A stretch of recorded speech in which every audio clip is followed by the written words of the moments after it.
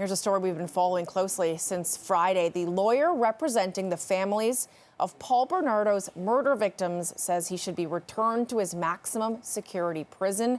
Tim Danson is also calling on the Correctional Service of Canada to be more transparent about what led to the transfer in the first place. Danson represents the relatives of 15-year-old Kristen French and 14-year-old Leslie Mahaffey, who Bernardo kidnapped, tortured, and killed in the early 90s. And he joins us now live. Thanks so much for being here, Tim. Appreciate your time. Thank you. Pleasure to be with you. Firstly, it should be Kristen French and Leslie Mahaffey at the center of this conversation. I know you're a friend to the families who you've represented over the years. How are they doing and how are they feeling? Well, when we got the call last week from Corrections Canada advising after the fact that Paul Bernardo had been transferred to a medium security penitentiary, we first asked why, what was the basis for it, what was the justification, what was the process, and they refused to answer our questions on the basis of Paul Bernardo's privacy interests, which is rather appalling to us. Of course, I had to communicate this to the family and the families, and they were shocked, stunned, quite frankly. And this is really a further re-victimization of them, and this takes them back right to the beginning. So they were really in a not just shock, but you could feel and sense their anguish and their despair and their sadness and their disbelief to the fact that there's a complete absence of transparency with respect to this decision, and that must change. Let's remember that Paul Bernardo was not just convicted of first-degree murder of two innocent teenage girls, which is horrific all by itself, but he was also declared a dangerous offender, which is a very specific designation of the most dangerous people in this country. At our last parole hearing, the evidence was presented and satisfied the parole board that he represented a very serious threat to public safety.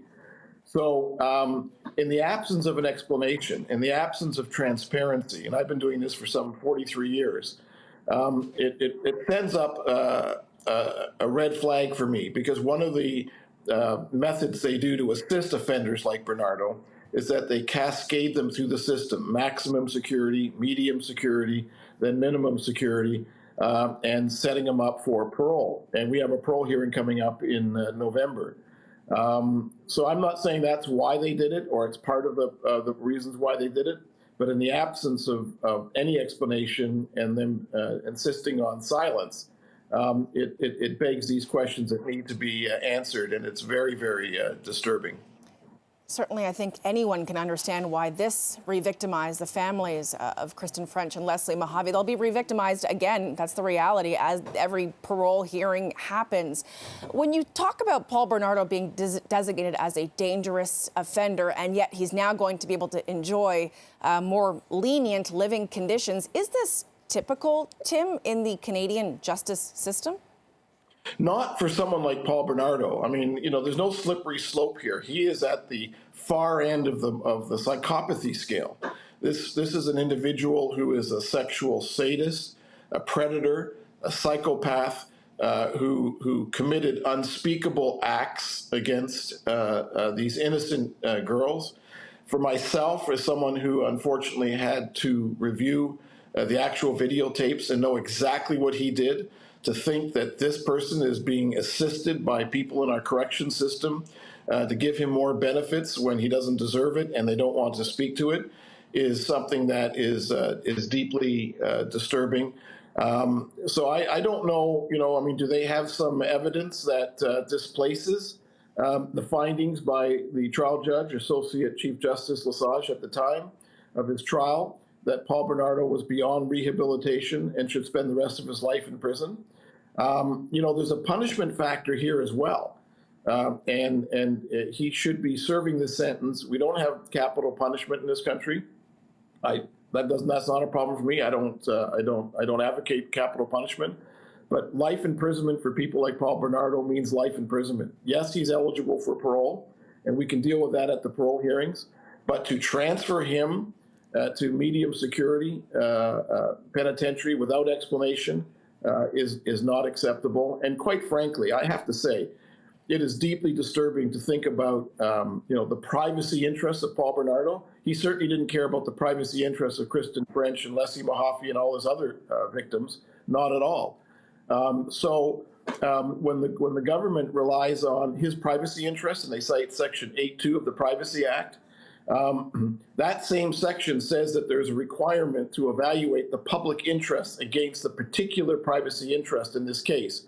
This they haven't done, and they never do it. They don't draw a distinction between a person who's committed a white-collar crime offense, a fraud offense, and is sentenced to a fixed sentence than they do with Paul Bernardo when it comes to this evaluation of public interest versus privacy interests.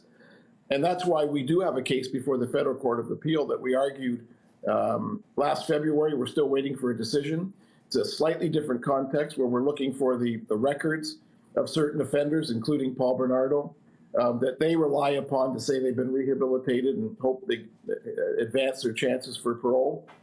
And we're waiting for that decision because someone needs to adjudicate on what is the public interest versus the privacy interest of these particular individuals. And quite frankly, what Paul Bernardo did was a public crime.